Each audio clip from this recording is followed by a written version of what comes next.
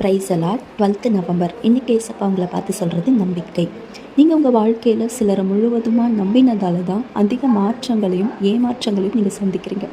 பைபிளில் சொல்லப்பட்டிருக்கு, மனுஷனை நம்புவதை பார்க்கிலும் கர்த்தர் பேரில் பற்றுதலாக இருப்பதே நலம்னு சங்கீதம் 118:8 சொல்லப்பட்டிருக்கு. நீங்கள் உங்கள் வாழ்க்கையில் தேவனை அதிகப்படியாக நம்பணும். அவரை நம்பி உங்கள் வாழ்க்கையின் ஓட்டத்தை நீங்கள் ஓடும்போது மிகுந்த ஆசீர்வாதங்களை மட்டும்தான் நீங்கள் பெற்றுக்கொள்வீங்க அப்படின்னு நான் சொல்ல மாட்டேன்.